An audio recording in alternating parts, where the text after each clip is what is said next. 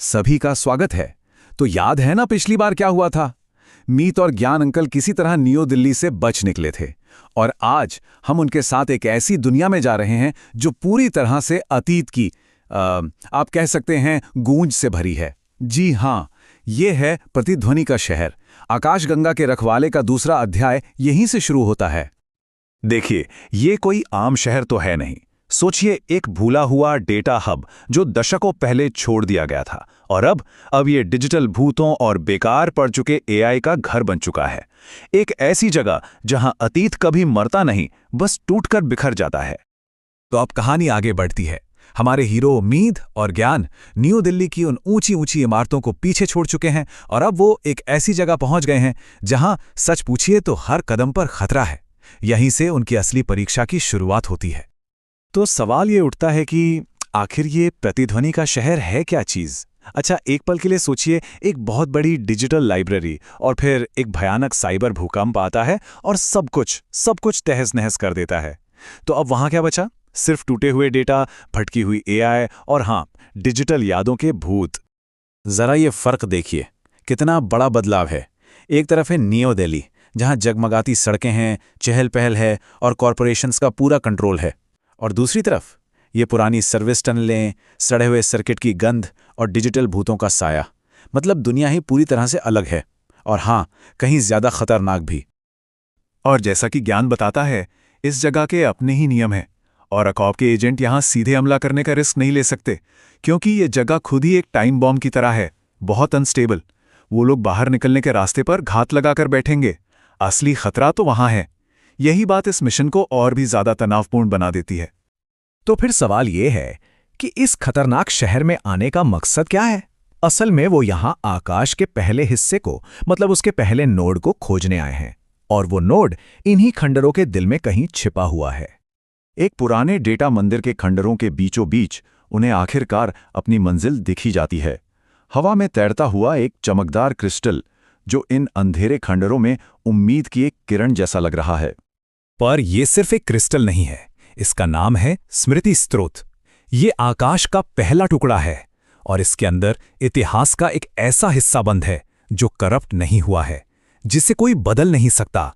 ये वो सच है जिसे ओराकॉप दुनिया से हमेशा के लिए छिपाना चाहता है। लेकिन ठीक उसी पल जब मीत और ज्ञान को लगता है कि वो कामयाब हो गए हैं, एक अनजाना खतरा सामने आ जाता है और उनकी जीत का वो छोटा सा लम्हा पलक झपकते ही खौफ में बदल जाता है। जैसे ही मीत उस नोट को छूने के लिए आगे बढ़ता है, मंदिर की वो खामोशी एक तेज मेटालिक आवाज से टूट जाती है। मतलब साफ था, वो वहां अकेले नहीं थे, घात लगाकर हमला किया गया था। और उनके सामने जो खड़ा है वो है द इरेजर, एक लंबा क्रोम का बना साइबर एजेंट जिसकी चमकती हुई लाल आंखें मानो अंधेरे को चीर रही हो। ये कोई मामूली एजेंट नहीं, ये ओराकॉप का सबसे खतरनाक हत्यारा है और उसे यहां आकाश की चाबी हासिल करने के लिए भेजा गया है, चाहे कुछ भी करना पड़े। इरेजर की ठंडी एकदम मशीनी आवाज गूंजती है जिसमें रहम की कोई गुंजाइश नहीं। टारगेट मिल गया, डेटा फ्रैगमेंट तुरंत हवाले कर दो। मतलब साफ है, अब बातचीत का कोई रास्ता नहीं बचा। और ये सिर्फ एक धमकी नहीं थी। पलक झपकते ही इरेजर एक प्लाज्मा बोल्ट फायर करता है जो सीधा ज्ञान को जा लगता है। वो बुरी तरह घायल हो जाते हैं। अब मीत अकेला पड़ गया है, गुस्से और डर के साथ, और उसके सामने खड़ा है ओराकॉप का सबसे खतरनाक हथियार। अब सारी जिम्मेदारी मीत पर है और एक बात साफ है, वो ताकत के दम पर इरेजर से नहीं जीत सकता। उसे अपने दिमाग का इस्तेमाल करना होगा, अपनी उस अनोखी शक्ति का जो उसे सबसे अलग बनाती है। और यहां मीत की स्ट्रैटेजी सच में कमाल की है। वो सीधे लड़ने के बजाय आकाश की चाबी से अपनी शक्ति को जोड़ता है। वो शहर की भटकी हुई डिजिटल आत्माओं को, उन डिजिटल घोस्ट्स को बुलाता है और उन्हें इरेजर के खिलाफ एक हथियार की तरह इस्तेमाल कर लेता है। इससे चारों ओर एक डिजिटल कैओस, मतलब अफरा तफरी मच जाती है। और इसका असर वो देखने लायक होता है, मानो पूरे खंडहर जिंदा हो गए हों। टूटे हुए ड्रोन्स, पुराने सिक्योरिटी सिस्टम्स और चमकते हुए होलोग्राम्स का एक सैलाब सा आ जाता है जो इरेजर के सेंसर्स को पूरी तरह से ओवरलोड कर देता है। वो कुछ समझ ही नहीं पाता। इस पूरी उथल पुथल के बीच ये लड़ाई अपने अंजाम तक पहुंचती है, लेकिन जीत के साथ एक ऐसा सच सामने आने वाला है जो इस पूरी लड़ाई का मतलब ही बदल कर रख देगा। मीत को अपना मौका दिख जाता है।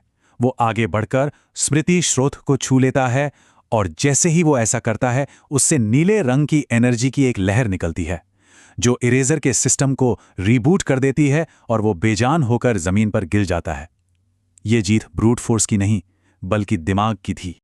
लेकिन जीत के उस पल में एक बहुत ही खौफनाक सच सामने आता है। नोड मीत को एक विजन दिखाता है। उसे पता चलता है कि ओराकोप आकाश को सिर्फ कंट्रोल नहीं करना चाहता, नहीं, उनका असली इरादा तो उसे पूरी तरह से डिस्ट्रॉय करने का है, तबाह करने का, ताकि वो इतिहास को मिटाकर उसकी जगह अपनी मन घड़ंत कहानी को सच बना सकें। और उसी पल मीत को ये एहसास होता है कि ये लड़ाई अब सिर्फ कुछ पुरानी यादों को बचाने की नहीं रही, ये लड़ाई सच्चाई को बचाने की है। तो अब दांव पर सब कुछ लग चुका है। सवाल ये है कि सच्चाई की इस लड़ाई में आगे क्या होगा? मीत और ज्ञान अब क्या करेंगे? खैर, क्या सब पार्ट 3 के लिए तैयार है?